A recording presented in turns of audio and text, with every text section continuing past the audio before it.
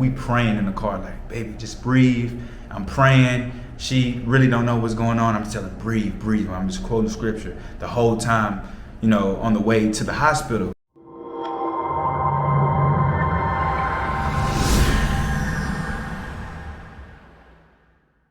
Shalom, YouTube family. Welcome back to the channel. If you're new here, welcome to the family. So guys, we know we've been away for quite a while. We haven't posted a video in probably over a month. Yeah. So today we're gonna give you guys an update on what's been going on. We've had a lot going on. We've had very good reason to not be around. So This past month has been crazy. yes. So we're gonna give you the story right now. Okay guys, so I'm gonna take you back to a month ago. So on December the 12th, we woke up, he was wandering around doing whatever he was doing, and I just wasn't feeling right. I woke up, my feet were swollen. Obviously from the pregnancy, my feet had been swollen for some days. I woke up and I had like a headache just that day. My head was kind of pounding. I was telling him my head hurts, I don't feel good. So I went to the kitchen because I was like, maybe I need to eat. I got some watermelon, I brought it back, I set it on the bed, and I started to see spots. So I'm just like looking, and I was seeing like lights, like it looked like a small rectangular rainbow, just like in front of my face like this, and then over here, and it was weird. So I'm telling him this, so he calls my doctor, obviously. So as I'm sitting there and he's on the phone with the doctor, I started to like not be able to see. I looked at my hands and I couldn't see them. Like it was like half of my hand was there and the rest was like over there. So I don't even know how long, like it was a very short period of time from the lights to the not being able to see. And then I started shaking. I felt my body like shake, and then I blacked out. So this is why I take over the story, because it gets real after this. So while, like she was telling you, she started shaking, but it started with her looking at her hands, like really trying to see why it's double. And all of a sudden I see her hands start to shake. So I'm like, what's wrong? What's wrong? What's happening? She was like, I don't know. And her whole body just got like stiff, and she instantly fell back and started having a seizure on the bed. So I've never seen anything like this in my life before. It freaked me out. And I know she said she heard me saying like, no, but I was literally screaming. Yeah, that's the last thing I heard before. It was like in the movies where like the black comes down and it closes the screen. It was just like. But I was like, no, what's happening? And I remembered a little bit, you know, doing a little research before on like how you help somebody when having a seizure. So I got her head, I moved it to the side, made sure she wouldn't, you know, bite her tongue, anything like that. I knew what was happening, but still it was like, man, what's going on? Like I was so confused and didn't understand why this was happening. And at this point I'm like frantic, like just crying and trying to make sure she's not, you know, staying unconscious for too long, and trying to make sure she's good. So I get on the phone instantly after she stopped having a seizure, and I call one of my good buddies, you know, shout out to that boy William. Shout out to William. Now y'all saw William. We did an interview with William on I think. Shout out to William. Shout out to William. So I called him and I'm screaming. I'm like, William, like come right now, bro. Like come now. He like, bro, what's going on? I'm like, bro, come now. And so he was like, okay, I'm gonna get a driver to come right now. And then I called a few other people. We called Tim and Siobhan, you know, shout out to T3 and me. We called them, you know what I'm saying? That's some good friends of ours. Shout out. We called Journey with Us, you know what I'm saying? And man, they all was like, okay, we're gonna come through. I was just calling everybody. I don't care. Whoever got there first, that's who we was riding with. And so fast forward a little bit, I called the doctor back and told her what was happening. And she was like, well, you know, I'm coming there to come get y'all. Yeah, shout out to Dr. Josephine as well. Dr. Josephine, you know what I'm saying? But she was so real.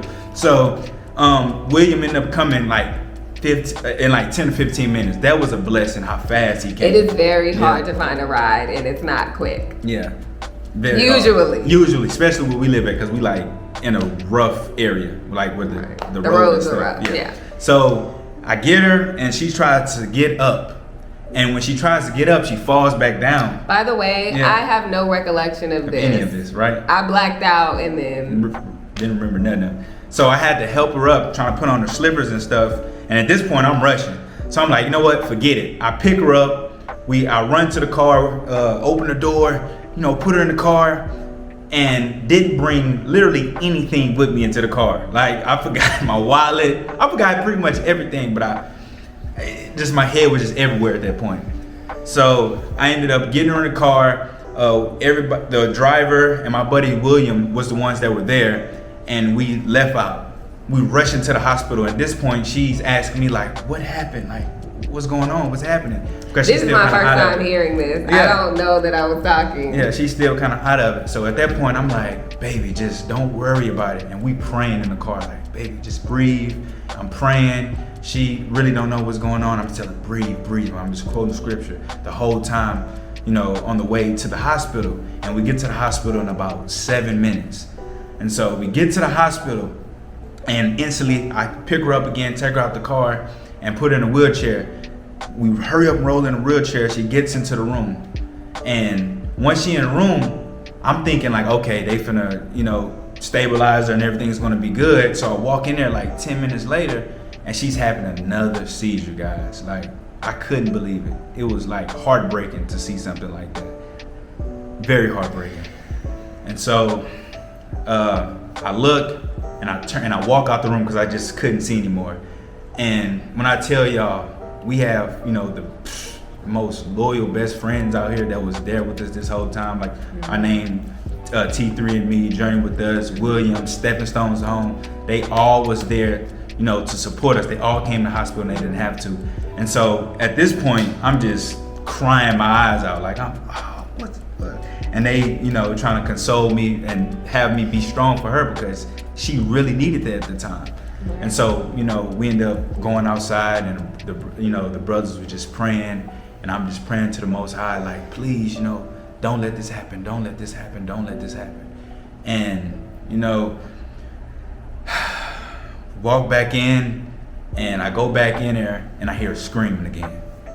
But at this point, it wasn't screaming from like pain or anything, but the doctors told me it was screaming from shock, and she's actually coming out of the seizure. But it still was terrifying to hear her scream the way she was. So she's screaming, and she ended up stopping shortly after. So after that, after they stabilized her, I walked into the room, and the first thing that I noticed was that she bit her tongue. Now her tongue, and it happened fast, her tongue was, it was huge. And it was so big that her mouth wasn't even able to shut, and it was sticking out her mouth, and it was like purple and all these different colors. I was like, oh my goodness, I cannot believe this. Like, I cannot believe this is happening. I'm in shock. So I'm like, so they end up stabilizing her. The doctors come back out, and I talked to Dr. Josephine, which wasn't even her hospital. She came to another hospital and helped out. And she was like, well, we have to check on the baby now, because when she has those seizures, the baby's not getting oxygen to her brain, so the baby might not be alive. And the whole time I'm not even thinking about like even that being a possibility. And so when she told me that, my heart again sunk. I was like, oh, not again, because we told y'all prior our situation, we had a miscarriage prior before, so it was just heartbreaking to hear that. And they ended up getting, coming in and checking the baby, and everything was good. So now it's time to bring her to the main hospital, because the hospital, we just went to the nearest hospital. So now it's time to bring her to the big hospital. I remember hearing them say they were going to put me in an ambulance. And I don't remember seeing any of that. I guess my eyes were closed the whole time, or I just don't remember. But I don't remember seeing the ambulance, but I remember feeling like I was sliding while it was driving. I remember feeling like my body was like moving. And I remember saying, I'm gonna throw up. Yeah. And then I turned over and I threw up. I remember that. The next thing I remember is being at the next hospital, and there was a doctor there. I don't even remember who it was. All of this is so foggy to me. I guess it's because I had seizures. I don't know. But I remember a doctor telling me that I was gonna have to have a C-section. And like anybody that knows me, any of y'all that actually know me, know that was not my birth plan. That was like my worst nightmare. I don't want to be cut open for any reason, point blank period. Like I want all of my parts to stay part of me. Like that's how I am.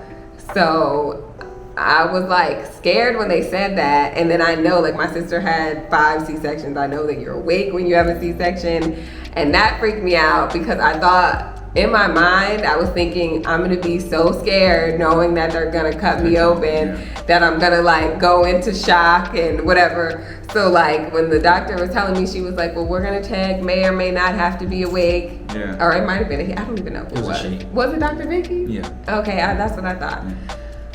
I started crying when she was saying that I might be awake. I was like, I don't want it. Like I remember that. And then I remember being in the room, and people moving around me. Yeah. And then I remember going back out. Yeah. And I talk to the doctors and they tell me, well, she suffered 2 seizures and we're going to have to do the emergency C-section today.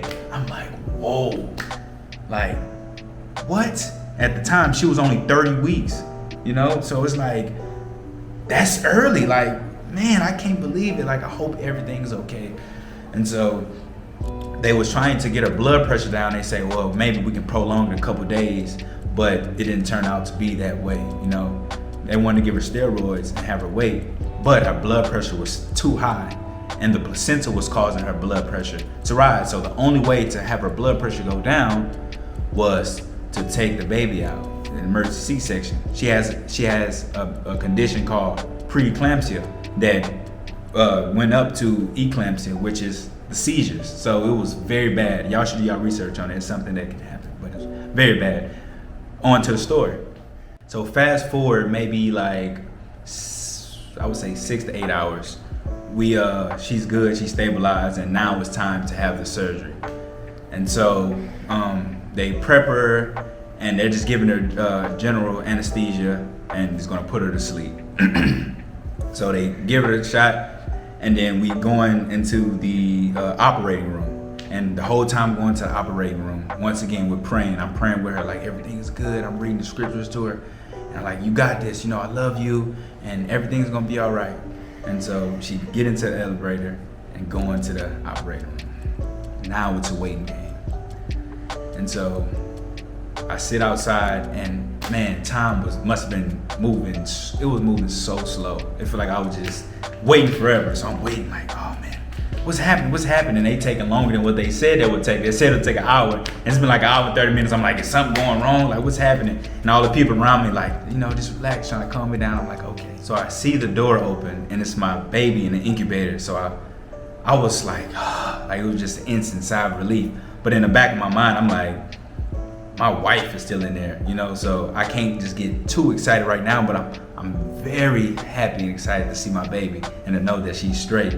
So I see her, they bring her up to go, work on her, so I couldn't go with her or anything like that. And so I'm still waiting for Jessica. I'm like, man, what's taking so long? And I see another doctor come out, and I'm like, okay, what's happening? What's going on? And he just calm. He was like, oh, the surgery went well. She's good. They're, I guess putting everything back, stitching her up, and she's good. And instantly I was like, thank you. Like I couldn't thank the Most High enough for just saving them two. The Most High really moves mountains and performs miracles, and she could have easily have died. Both could have easily have died. I remember earlier that day, the doctor pretty much telling me like, if we have to choose between saving your wife or your baby, we're gonna obviously choose your wife. And obviously that's what I wanted to do, but just hearing that, it was heartbreaking. One other thing that I didn't say, when I said that, I remember being in the room and people, the doctors, whoever, walking around me. Man, when I tell you I was praying so hard, I was like, yeah, please do not let me die. Yeah. I'm praying for forgiveness of my sins. Yeah, I'm like, it's low key way too late to repent, but I was trying so hard, and I was like, just don't let this be my time. Don't take my baby. Don't take my life. Like, please give me a chance. You know what I'm saying? To do what I need to do to raise this baby. Like, I was like, low-key begging more than praying. Like, I was on some hardcore keys for it. I was begging for my life. I was like, please. Yeah. So it's a lot more to the story, guys. A lot more. We still have to talk about the baby and how she's doing now, obviously, Jessica's recovery, and so much more. But we're gonna have a part 2. So, because this could get super long. Super long. We don't want this video to be so long. So we're gonna do a part 2 to this video and explain everything, like from top to bottom, everything that I just mentioned. So. Right, but praise Yah. Yes. Like, if this is my testimony, he saved my life again and again and again. Man. And my baby, and man, Everything. He's the best. like, if you don't know he working in your life, you need to look around, because you might not notice, but he's in there. He's working in your life, and I'm very glad he's working in mine. Yeah. So I know the story was a little lengthy, but we really appreciate y'all staying and watching all the way through. And we want to say we love you, family, and we're going to be here now making more videos. We won't have a long time where we're just not making videos, but life happens. So, but we do have a baby now, so you know, videos might go down. Timeline. Maybe 2 videos a week, 1 video a week. So not we'll see. sure, but yeah, we will try to make some shake. Maybe if y'all lucky, we might let y'all see our baby. I don't know yet. I haven't thought about it. She's my precious love, so we gonna see. I don't know. Well, for part 2, stay tuned. With that, we're gonna say shalom, family. Shalom.